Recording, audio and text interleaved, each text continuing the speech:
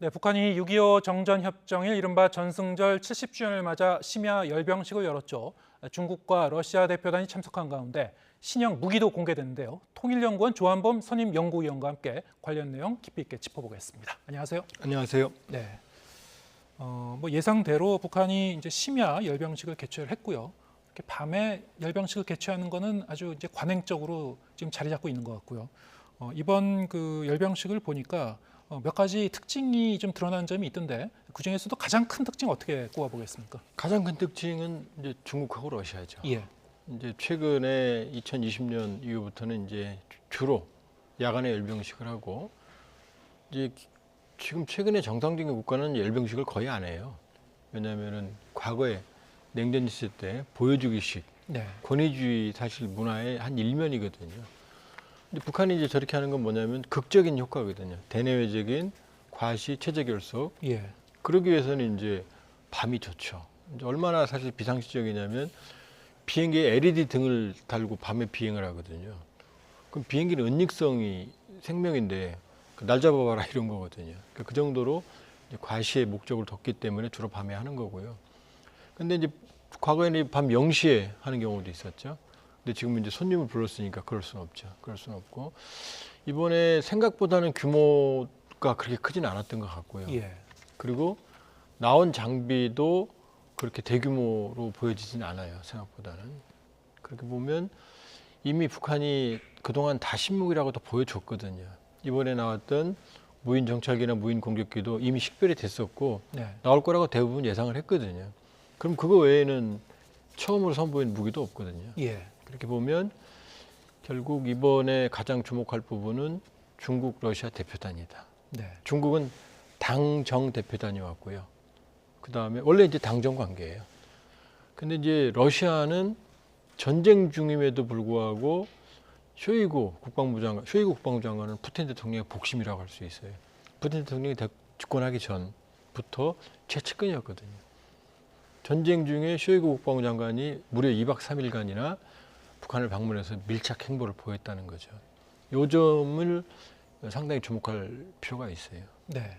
결국 이제 이 한미일 이 공조 강화에 대한 이제 맞대응 차원 그런 성격도 엿보이긴 하는데 이번에 이제 자세히 들여다보면 지금 말씀하셨다시피 러시아의 쇼이구 국방장관 우크라이나 전쟁이 지금 진행 중인데 전쟁을 총괄해야 될 이 국방장관이 또 이렇게 외국을 방문하는 것도 좀 이례적입니다만 특히 2박 3일 동안 중국 리용중 상무위원회 부위원장보다 먼저 왔어요. 그리고 북한이 러시아 대표단을 이렇게 이 환대하는 그 모습을 보면은 훨씬 상대적으로 더 좀 공을 들이는 거 아닌가 이런 느낌도 드는 측면이 여러 가지 있었습니다. 어떻게 보셨습니까?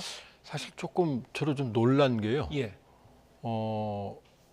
중국 대표단은 홀대를 받은 감이 있어요. 오히려 예, 보면 자 쇼이구 장관이 왔을 때 김정은 위원장이 배삭제 없이 단독 면담을 했습니다. 네, 그 다음에는 강순남 국방상과 쇼이구 국방장관이 군사 대표단 회담을 했어요. 예, 그 다음에 무장 장비 전람회에는 김정은 위원장이 데리고 가서 쇼이구 장관 일행한테 직접 안내를 했어요. 원래 이런 일이 없거든요. 그 다음에 공연 때도 같이 참석을 했죠. 예, 그 다음에 노동신문도 보면 거의 러시아로 도배를 했어요. 러시아 행보. 근데 중국은 별로 몇 장 안 나와요. 그 친서를 쇼이구 국방장관은 푸틴 대통령 친서를 단독 면담 때 전달했거든요. 근데 중국 대표단의 친서는 김정은 위원장이 어디서 봤냐면 그 공연장에서 대기실에 서서 봤습니다. 옆에 쇼이구 국방장관도 있었어요. 예, 그 예의가 아니거든요. 그렇죠. 그리고 단독 면담도 없었습니다. 예. 단독 면담은 최룡해가 있어요. 매우 이례적인 그런 일이라고 아주 볼수 이례적이죠. 있는데 아주 사실 이례적이죠. 이 북한과 중국은 이른바 혈맹 관계라고 하는 관계 아니겠습니까? 어떤 의도가 있는 걸까요? 김정은이 이렇게 행동하는 것은? 일단 두 가지. 일단은 전례가 없는 일이고요. 예, 중국으로선 매우 자존심이 상했을 거예요. 시진핑 주석 친서가 그렇게 전달될 게 아니거든요. 제가 추측컨대는 2018년에 마지막 중국의 고위급 방문단이 왔을 때는 전인대 상무위원회 위원장이 왔거든요. 네, 근데 이번엔 부위원장이었어요. 예, 한 급이 낮았죠. 지금 북중러가 연대를 강화하는 상황에서 사실은 더 큰 고위급을 기대했을 텐데 중국 입장에서는 지금 열병식에 핵무기가 나올 텐데 지금 미국하고 이 디리스킹으로 약간 화해 분위기거든요. 예, 그 미국 눈치도 봐야 되거든요. 그러니까 수위를 조절한 것 같고 여기에 대해서 북한이 섭섭함을 표현한 것 같고 예. 러시아에 공을 들이는 이유는 있습니다. 왜냐하면 우크라이나 전쟁 원래 북한 전체 교역이 한 최대 규모가 한 70억 불 됐었거든요. 네. 이때 한 67, 8억 불이 중국입니다. 러시아는 1억 불밖에 안 돼요. 그러니까 북중 관계가 10이라고 그러면 북러 관계 전통적으로 1도 안 됐거든요. 예. 근데 우크라이나 전쟁으로 상황이 바뀌었어요. 우크라이나 전쟁에 대해서 북한이 일방적으로 지지를 하고 있고 우크라이나 전쟁은 불행하게도 어느 한쪽이 이 압승을 하기가 어려워요. 휴전하거나 또 종전도 어렵죠. 아니면 장기적인 소모전이거든요. 그럼 러시아에게 절실한 게 북한입니다. 장기적인 소모전인 경우에는 탄약이 필요한데 그 정도의 탄약을 공급할 나라는 북한밖에 없습니다. 그다음에 휴전으로 가면 러시아가 점령한 돈바스 지역 재건을 해야 되는데 거기에 건설 노동자를 파견할 나라도 북한밖에 없어요. 그러니까 러시아로서는 북한이 전략적 가치가 아주 커진 거죠. 네. 그러니까 김정은 위원장이 특별히 공을 들인 거다 이렇게 봐야겠죠. 우크라이나 전쟁에서 러시아를 이렇게 대놓고 지지하고 있는 나라가 세계에서 몇 개 나라가 안 되는데 뭐 시리아, 이란, 북한, 예. 중국 이 정도. 중국도 뭐 눈치 보죠. 그 중에서도 이제 북한은 이미 러시아에 이 포탄과 로켓탄을 이제 공급하고 있다는 그런 외신 보도들도 이미 와그너 있었고, 그룹에는 했다고 이제 미국이 그 확인을 했죠. 예. 예. 그래서 이번을 계기로 해서 김정은 위원장이 러시아에 이제 대놓고 좀 더 이 국방 협력 관계를 강화하고 나아가서 이제 무기 거래를 좀 꾀하는 것이 아닌가. 그래서 이 무기 전시회에 이렇게 대표단을 초대하고 직접 설명하고 이런 모습을 연출한 것이도 일종의 이 무기 세일즈의 일환 아닌가. 뭐 이런 분석이 나오고 있습니다만 지금 말씀하신 것처럼 그렇다면은 이 북한이 앞으로 러시아에 대해서 기존의 이제 포탄이나 이런 차원을 넘어서 좀 더 고도화된 무기를 수출할 가능성도 있다고 보십니까? 근데 이제 저는 무기 세일즈다고 하는 거는 조금 너무 나간 표현이다. 예. 왜냐하면 이렇게 됩니다. 러시아가 원래 공산권 무기의 원천 기술을 가지고 있고 예. 이것을 일부 이전해주고 카피한 게 중국입니다. 그럼 이 중국제 기술을 가져와서 카피한 게 북한이거든요. 네. 그럼 원천 기술에서 한참 떨어지는 게 북한이거든요. 러시아가 아무리 이빨 빠진 호랑이를 하더라도 사실은 지금 미국과 거의 동등한 규모의 그 군사 원천 기술을 가진 나라인데 네. 지금 북한이 급조해낸 저런 무기들이 신뢰성이 있다고는 러시아 생각 안 할 거예요. 예. 그러니까 지금 러시아가 우크라이나 전쟁을 지배하는 건 첨단 무기가 아닙니다. 탄약이에요. 155mm 야포탄, 뭐 러시아는 152mm를 씁니다만 그 다음에 소모전에 쓰는 탄약이죠. 포탄과 탄약이거든요. 이게 지속 가능해야 되는데 그게 없으니까 지금 우크라이나도 미국도 우리한테 지금 눈치 보는 거 아니에요? 예. 그 미국은 얼마나 급하면은 그 인도적인 문제가 있는 집속탄까지 지금 공급하고 있거든요. 그러니까 이 장기적인 소모전을 버텨야 되는데 러시아는 그럴 능력이 없거든요. 근데 북한은 그 70년 동안 전쟁을 준비했기 때문에 그 군수 능력은 있어요. 예. 그러니까 지금 무장 장비 이 전시회에서 보여줘서 뭐 이걸 사라 안 사죠. 산다면 어디까지 정도냐면 이제 미사일 정도, 단거리 미사일 정도. 단거리 미사일 예, 정도는 요 정도까지. 예, 이것도 소모전이니까요. 요 정도지 뭐 나와서 보여주는 뭐 그 북한이 자랑하는 첨단 무기라고 하는 것들은 러시아가 믿질 않죠. 그럼에도 이 김정은 국무위원장이 직접 나서서 무기 전시회에서 설명하고 이런 모습을 보인 거는 그럼 어떤 차원입니까? 군사 과시하는 협력 차원입니까? 가능성이죠. 군사 협력 그러니까 가능성. 지금 예. 새로운 문제가 생긴 거예요. 예. 뭐냐면 자 러시아로서는 북한의 전략 가치가 커졌고요. 네. 탄약 공급처, 노동력 공급처. 그리고 북한의 입장에서 그럼 대가가 뭐냐? 식량, 에너지. 그다음에 북한이 목말라하는 군사 기술을 줄 수 있거든요. 얼마 전에 5월 30일 샀던 정찰위성 추락한 거 잔을 우리가 건져 올렸죠. 예. 우리 군이 그때 그랬거든요. 군사적 효용성이 없다가 아니라 군사적 효용성이 전혀 없다 그랬거든요. 요 부분, 요 첨단 부분에 있는 요 기술은 북한이 없거든요. 그럼 그걸 다 주진 않겠지만 일부는 도와줄 수 있죠. 그러면 탄약과 노동력, 그 다음에 식량, 에너지, 군사 기술 일부, 그 다음에 F-35 같은 비행기는 정말로 북한이 필요로 하는 겁니다. 예. 우리 공군에 지금 대응할 수 있는 비행기가 없거든요.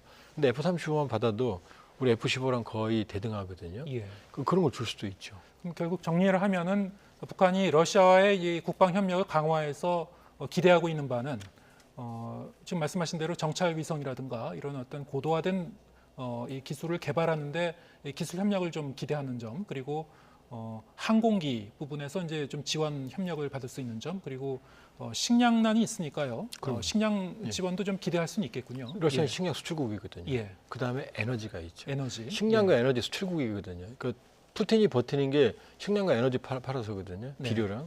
그러니까 북한의 입장에서는 이게 다 필요한 거거든요. 예. 근데 러시아가 없는 걸 가지고 있죠. 포탄, 재래식 포탄 생산 능력, 노동력. 예. 아무튼 북한이 이렇게 노골적으로 공개적으로 러시아하고 그냥 밀착하는 모습, 말씀하신 대로 중국으로서는 좀 이번에 섭섭함을 느낄 수 있었던 그런 그 장면들이 연출이 됐는데 이거는 어떻게 보면 굉장히 놀라운 그런 장면이라고 볼 수 있겠습니다. 이제 이 전략적 환경 변화 때문이에요. 예. 중국은 노골적으로 우크라이나에 대해서 러시아를 지원하기 어려워요. 예. 심정적으로는 지원할 수 있지만 국제사회가 있기 때문에. 그러나 러시아는 전쟁 당사자고 북한은 이미 대북 제재 더 이상 받을 게 없거든요. 네. 그러니까 더 이상 바닷가에 떨어진 두 체제이기 때문에 양쪽은 무슨 협력을 해도 국제사회가 견제할 수 있는 상황이 아니거든요, 지금. 예. 자, 이번에는 이제 무기 얘기를 해보겠습니다. 이번 열병식에는 사실 말씀하신 대로 새로운 무기가 뭐 많이 공개된 그런 그 편은 아니었고요. 이른바 이제 무인기들, 예. 무인 정찰기, 그리고 무인 공격기가 이제 공개가 됐습니다. 열병식 직전에 또 무기 전시회 이제 홍보 영상을 통해서도 이제 이 비행하는 장면이 공개가 되기도 했고요. 근데 그 모양 자체가 너무나 이 미군이나 우리 군이 운영하고 있는 그 이 무인 정찰기 글로벌 호크와 굉장히 흡사해서요. 좀 많은 분들이 좀 놀랐던 것 같은데 어떻게 보셨습니까? 중국이 가지고 있는 헬기도요. 예, 미국의 블랙호크랑 똑같이 생겼고요. 예, 그러니까 외양 정도는 기체 역학이나 이런 걸 따지고 일부 설계도 정도를 가져오면은 모양은 그대로 만들 수 있어요. 예, 그리고 현대 무기는 거의 외양을 거의 동일하게 따라갑니다. 예를 들면 러시아가 가지고 있는 이스칸데르 미사일이 있죠. 단거리 미사일입니다. 북한이 가지고 있는 K-23, 그다음 우리가 가지고 있는 한국 현무가 셋이 똑같아요. 모양새는 똑같아요. 예, 그러니까 모양은 유사할 수 있습니다. 그런데 이제 중요한 건 이런 겁니다. 우리가 KF-21 전투기를 개발하고 있지 않습니까? 예, 작년 7월 달에 첫 비행을 했거든요. 지금도 계속 비행을 해요. 네, 2000 소티 정도 비행을 하거든요. 시험 비행을. 그래서 양산 제재가 2026년입니다. 예, 근데 지금 북한이 보여주는 저 정찰기는 식별된 지가 한 달 됐거든요. 네, 근데 한 달 만에 지금 본인들 말로 그 공군에 실전 배치했다고 무장 정비했다고 나오거든요. 예. 그럼 비행 한 두세 번 해보고 나서 실전 배치했다는 얘기거든요. 예. 그건 상식적으로 말이 안 되는 거예요. 너무나 단기간에 급조한 그런 티가 나기 때문에 껍데기는 저런 껍데기가 중요한 게 아니라 저게 고고도 정찰기거든요. 예. 고도 20km에서 지상에 30cm 이내의 물체를 식별해내야 되거든요. 그 성능은 우리가 확신할 수 없다. 확정할 수가 없는 게 아니라 예. 정찰 이상에서 이미 보여줬거든요. 예, 전혀 없다고 그랬거든요. 예, 그럼 저 안에 있는 부품들을 어떻게 만들며 저 안에 있는 합성 계구 레이더, 전자광학 레이더, 적외선 참 이걸 어떻게 저걸 만들면 또 하나는 뭐냐? GPS, 군사용 GPS가 있어야 되거든요. 예, 그럼 군사용 GPS라는 건 이게 국가 기밀인데 이걸 러시아나 글로나스나 중국의 바이두가 줘야 되는데 그거 쉬운 일이 아니거든요. 예, 그 사실은 보여주기는 되지만 예, 실제 성능하고는 또 하늘과 땅 차이인 거죠. 예. 무인 공격기도 마찬가지고요. 마찬가지입니다. 무인 공격이 더 어려운 거거든요. 예. 저 무인 공격기와 이 무인 정찰기가 오늘 열병식 퍼레이드에도 나왔습니다만, 과연 이제 북한이 그 단기간에 저렇게 외양은 흡사하게 만들어냈지만 지금 말씀하신 대로 그 성능까지 확보할 수 있었는가? 여기는 많은 분들이 지금 의구심을 지금 제기하고 있는 그런 상황이고요. 어떻습니까? 이 밖에 그러면 오늘 열병식에 공개된 무기들 중에서 우리가 좀 주의 깊게 살펴봐야 될 건 뭐가 있을까요? 이미 이제 다 나온 것들입니다. 예. 헤일, 수중어뢰, 그 해거래, 헤일 나왔고요. 그다음에 극초음속 미사일, 그것도 지금 두세 번밖에 안 썼어요. 네. 그걸로는 실전 배치 절대 안 됩니다. 실전 배치했다고 나왔죠. 그리고 이제 최강의 무기로 자랑하는 게 이제 화성 18형입니다. 사실 보여주고 싶었던 게 화성 18형이거든요. 예. 고체 캐니스터 안에서 들어가서 지금 화면에 나오는 게 이제 방금 말씀하셨던 헤일, 핵 저게 어뢰라고 헤일, 하는, 핵어뢰로 추정이 되고요. 예. 저렇게 체크무늬 표시가 있으면 저게 핵탄도 탑재가 가능하다는 표시입니다. 예. 일단 대체로. 예, 어뢰라고는 합니다만 상당히 좀 이 규모가 큰 그런. 왜냐하면 저게 그 수십 시간 그 어뢰로 그 수중에서 기동을 해야 되거든요. 예, 최장 사거리가 10,000km라고 했나요? 예. 이제 뭐, 추정이죠. 예, 북한이 그렇게 예, 이제 주장하는 추정이죠. 거고요. 추정이고. 예, 추정이고. 지금 말씀하신 대로 뭐 ICBM도 나왔고 지난 2월 열병식과 비교하면은 대륙간 탄도 미사일의 이 오늘 이제 공개 규모 대수도 상당히 좀 줄어든 것 같고요. 오히려 예, 왜 그럴까요?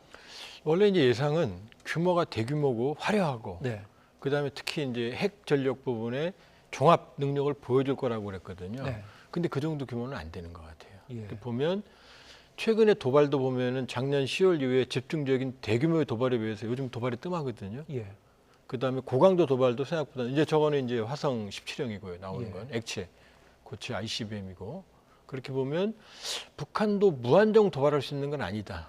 네, 지금 내구력에 한계가 있고 그러니까 아마 이번의 경우에는 이 중국과 러시아 어떤 국제적인 연대 이런 쪽에 방점을 뒀지 이 규모에 많은 비용을 들이는 거는 조금 지양을 한 것 같아요. 네.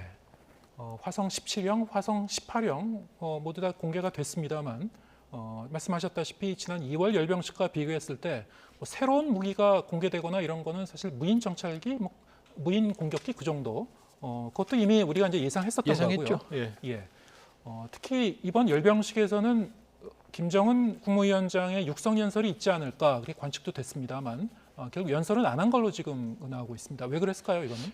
전략적 판단인 것 같아요. 예. 지금 어떤 그림이냐면 지금 북한의 핵 개발은 국제사회에서 용인하지 않는 거고 예, 중국과 러시아도 유엔 결의에서 위반이라고 그 동의했거든요. 네, 근데 지금 중국과 러시아 대표단이 김정은 위원장 양옆에 서 있는 상황에서 핵무기가 지나갔거든요. 예, 거기다 경례까지 했거든요. 예. 그럼 그 용인한 거거든요.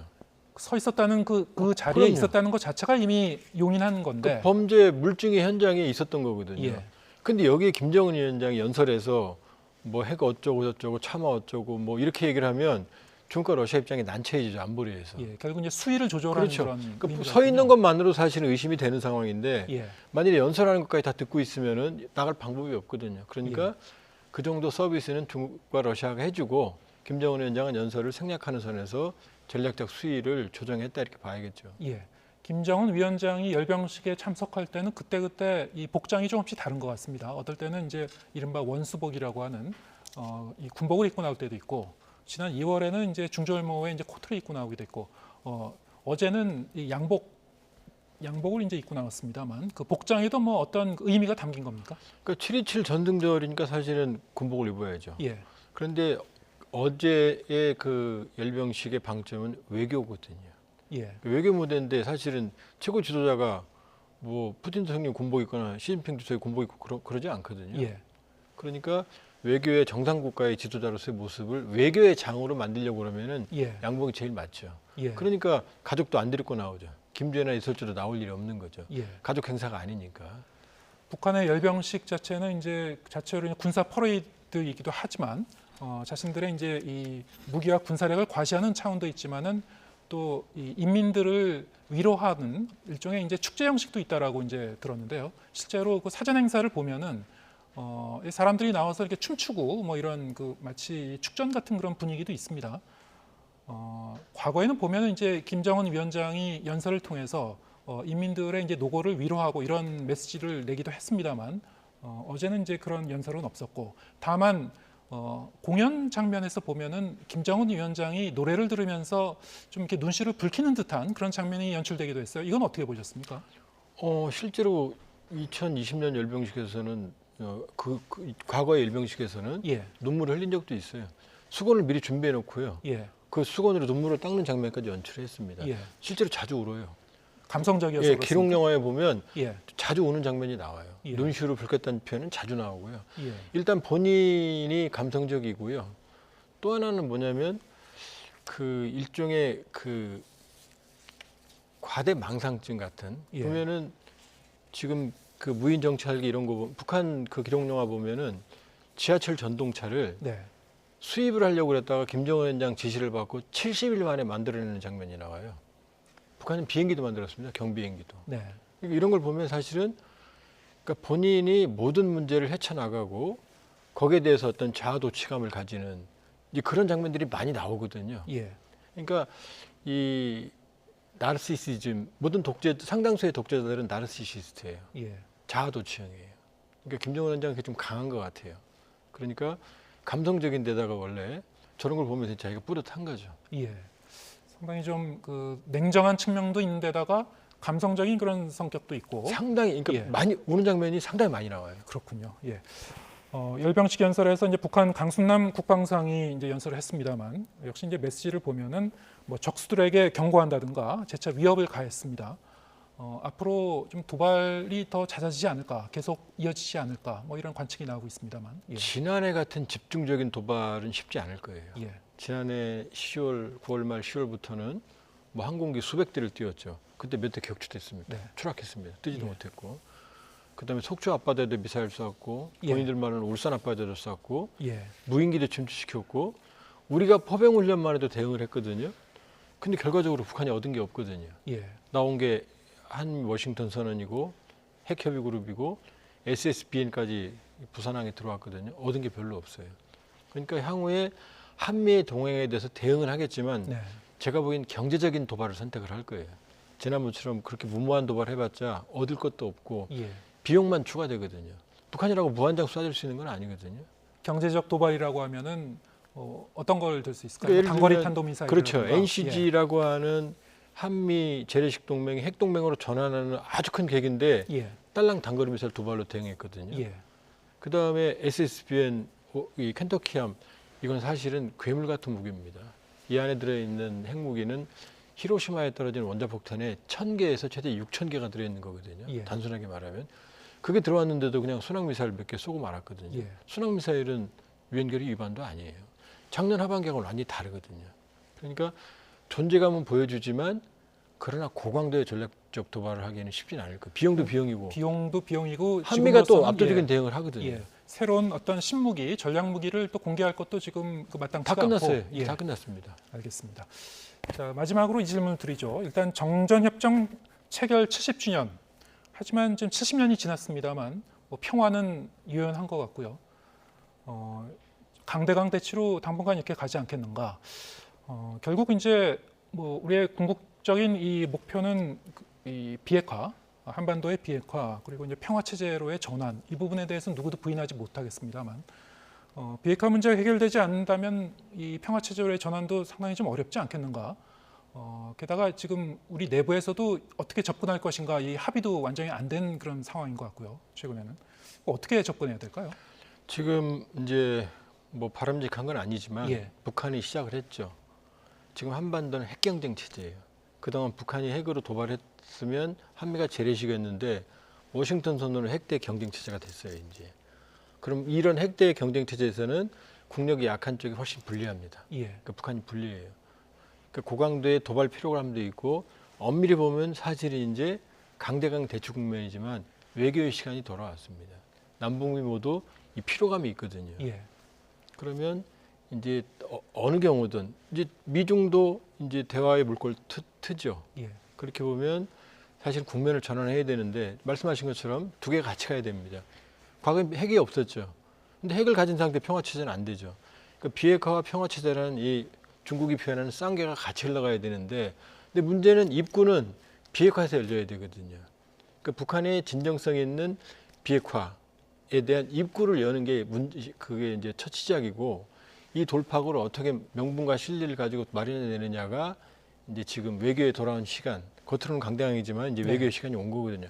지금 이제 월북한 미군 사건도 있고 이 외교의 시간을 어떻게 잘 현명하게 한 번 더 비핵 평화 체제 입구를 만들어내느냐 이제 이게 우리의 숙제라고 볼 수 있습니다. 네, 알겠습니다. 오늘 말씀 여기까지 듣겠습니다. 통일연구원 조한범 선임연구위원과 함께했습니다. 고맙습니다.